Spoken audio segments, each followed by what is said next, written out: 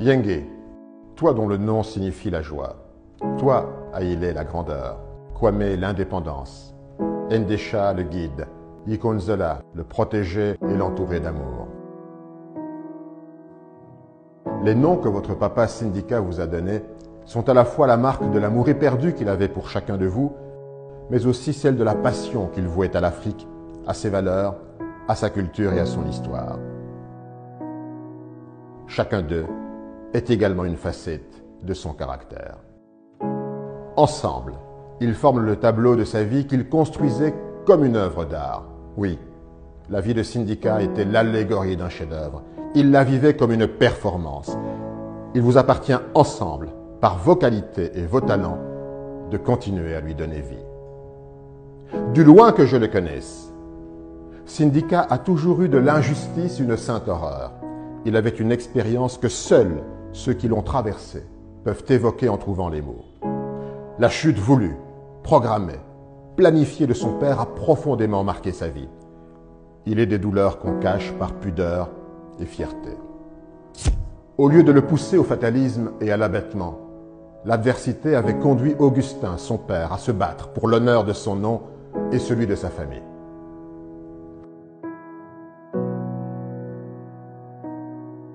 Le récit que tu m'as confié, Sindika, lors de nos exercices d'écriture auxquels tu attachais une grande importance, je veux le livrer à tous ceux qui sont venus te célébrer. Évoquant ton père, tu m'avais dit un soir, je cite, « Une nuit, il m'a réveillé dans un état de grande agitation. Alors qu'il avait l'habitude de m'appeler par le téléphone interne, cette nuit-là, il a ouvert la porte de ma chambre et m'a demandé de l'accompagner.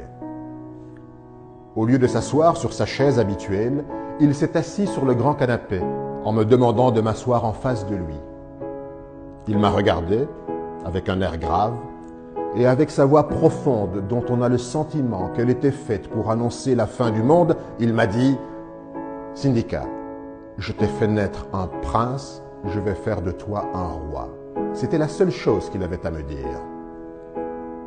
Avoir à ce point été aimé par cet homme et en même temps avoir le sentiment d'avoir été son antithèse est un sentiment particulier.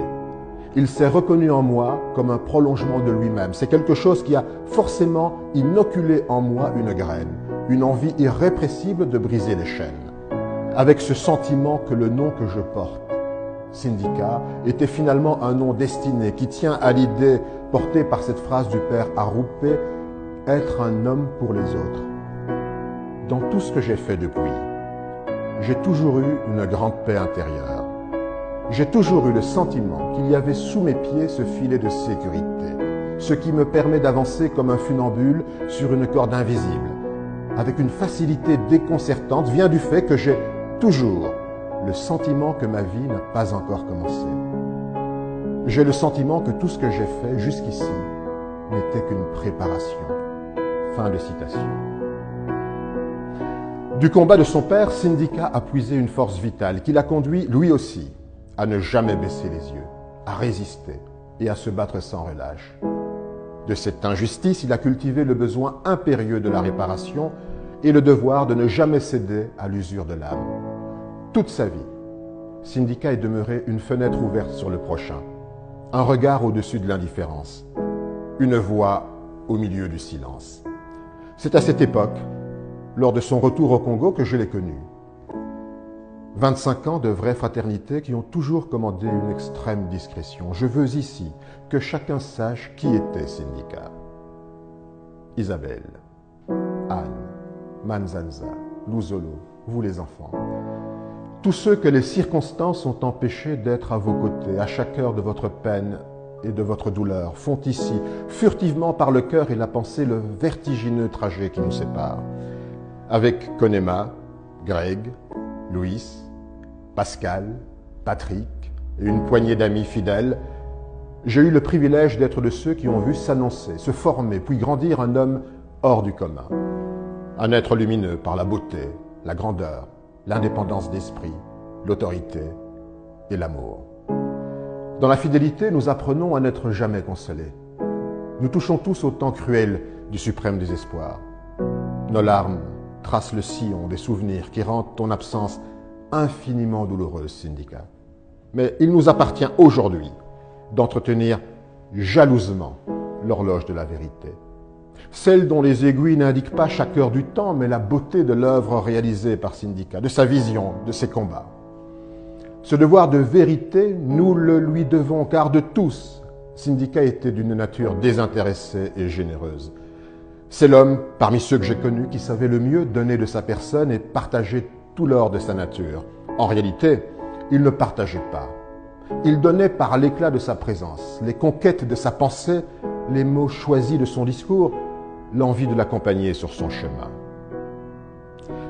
Syndicat était bien, comme son nom l'indique, l'envoyé. Je t'ai fait naître un prince, je vais faire de toi un roi, avait dit son père. Prince, le Syndicat l'était absolument. Il en avait toutes les qualités. Physique, il avait la beauté. Morale, il avait profondément ancré en lui une noblesse de cœur, une distinction naturelle jamais feinte, un courage qui le portait à se mettre en danger et à relever les défis sans renoncer jamais. En tout, il pouvait exceller. Tous, nous pouvons le dire, il avait quelque chose de rare dans sa manière d'être. Il apportait très haut des valeurs souvent oubliées ou négligées, telles que les gestes d'attention, l'écoute, la courtoisie, l'empathie et la retenue en toutes circonstances. Il avait aussi quelque chose de chevaleresque. Il pouvait exprimer mieux que tout le monde la beauté du geste. Ces gestes, il savait les poser sans jamais obliger. Il avait le sens du geste gratuit, sans rechercher les fidélités, mais en cultivant la fidélité. Être un homme pour les autres, cette phrase du père Arrupe était sa ligne de conduite. Il était aussi l'homme de blessures cachées, mais toujours d'une élégance extraordinaire.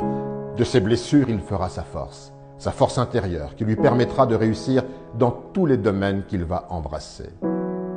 Tout chez lui paraissait facile. Rien ne l'était vraiment. Dans tous les domaines où il s'investissait, il donnait l'impression d'embrasser toute la connaissance. Rien ne lui était étranger. À son talent et son éloquence naturelle, Syndicat alliait les qualités d'un travailleur en quête permanente de perfection. Son intelligence était le fruit de ses lectures, de ses recherches passionnées et de ses rencontres.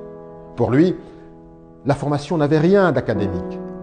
Elle était un souci permanent. En toute chose, il refusait de se contenter de la surface pour entrer dans la profondeur. Que ce soit dans le monde des affaires, celui de la culture et des arts ou de l'engagement social et politique, il avait toujours en lui de l'épaisseur. Une forme de spiritualité le poussait au dépassement, à chercher le meilleur et à ne pas se contenter des fruits du hasard ou des circonstances. Il voulait toujours aller forcer le destin. Rien ne l'exaspérait plus que la capitulation devant la difficulté, la démission devant l'adversité, la renonciation devant l'obstacle. Syndicat est aussi l'homme qui s'est enrichi de ses rencontres. Il savait combien il était redevable de toutes ses expériences humaines. La plus belle d'entre elles aura été Isabelle. S'il lui est arrivé un jour l'envie de faiblir, cet amour lui donnera toutes les raisons de continuer à se dépasser. Syndicat n'eût tout à fait été Syndicat sans le regard d'Isabelle. Exigeant comme il le voulait lui-même, bienveillant comme tout homme l'espère dans le creux de l'intime. Cette rencontre lui permettra également d'avoir un père de substitution auquel il vouait une profonde admiration et auprès duquel il a continué à former son caractère et à tracer sa destinée. Du petit enfant métis, guidé par sa maman, les yeux écarquillés devant les merveilles du monde dans les musées, au plus grand collectionneur d'œuvres d'art africaines, la vie de Syndicat est le récit d'une transformation, d'un parcours vers l'homme sensible. C'est parce que Anne, sa maman, a su, comme le chante l'artiste, le prendre par la main pour l'emmener vers demain, pour lui donner la confiance en son pas, le prendre comme un roi, qu'il est devenu Syndicat.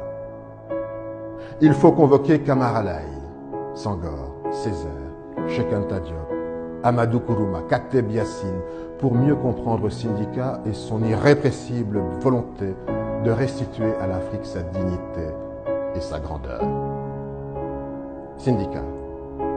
Usant comme personne de l'art de la formule, tu as résumé en 3 mots le sens et la direction de ton engagement pour l'Afrique et les Africains en nous invitant apprendre à désapprendre, apprendre à lire la carte du monde en inversant l'épaule, apprendre à faire de l'Afrique notre point de référence, apprendre à nous regarder nous-mêmes d'une manière dignifiante, objective et fière, apprendre à ne pas cultiver la douleur de notre mémoire, mais plutôt la force qui nous permet de briser les chaînes de notre destin, apprendre à nous recélébrer autour de nos valeurs et nos cultures.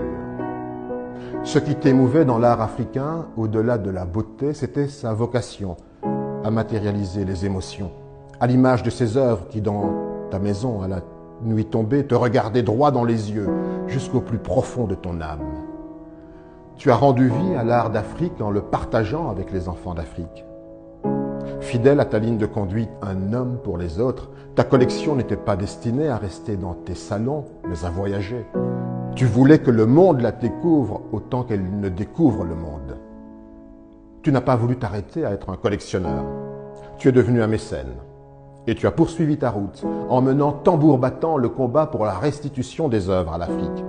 Quelle qu'en soit la beauté et la valeur, ce n'est pas la restitution des objets que tu cherchais, c'était bien plus.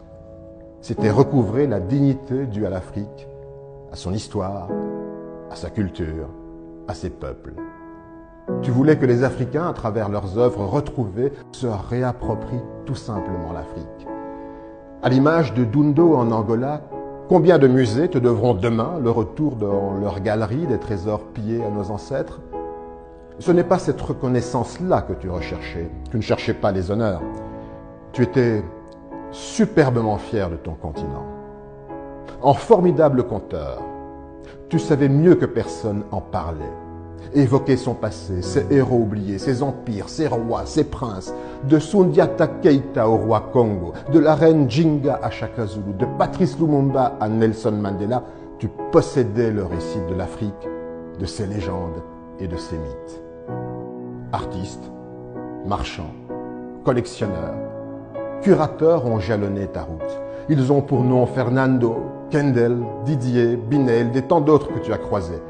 Sur ton chemin, tu as inspiré, séduit tant de personnes à qui, aujourd'hui, tu manques cruellement. Les messages qui nous viennent du monde entier, de tous les continents, jusqu'aux villages les plus reculés du Congo, ne parlent que de la fierté que tu as inspirée, de l'espoir que tu nous as insufflé, de la confiance que tu as réveillée, notamment parmi les jeunes, pour qu'ils prennent en main leur destin. Quel privilège, quelle richesse, quel bonheur de t'avoir connu. Tout le monde nous dit « continuez, continuez, continuez ». Nous te le devons bien. Cela donne un sens et une direction à nos vies. Tu étais moins seul que tu ne l'as jamais cru. Ta mort, c'est un signe de ponctuation, d'interrogation, mais ce n'est pas un point final. Tu es dans une autre dimension. Nous sommes en colère contre toi. L'amertume domine nos larmes. Ton départ nous laisse désemparés. Pas toi, pas maintenant, pas comme cela. Mais qui sommes-nous pour décider de la manière et quand tu devais partir? Quel genre de départ aurions-nous souhaité que tu aies? Qui sommes-nous pour en décider?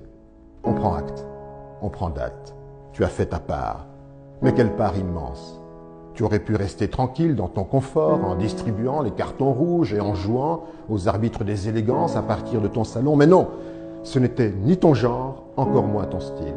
Tu t'es mêlé au peuple en t'investissant totalement. Tu as parlé, tu as rassemblé, tu as rédigé un appel, tu as marché contre l'injustice et pour la dignité. Tout cela, tu l'as fait. Cela t'a valu un exil, des faux procès.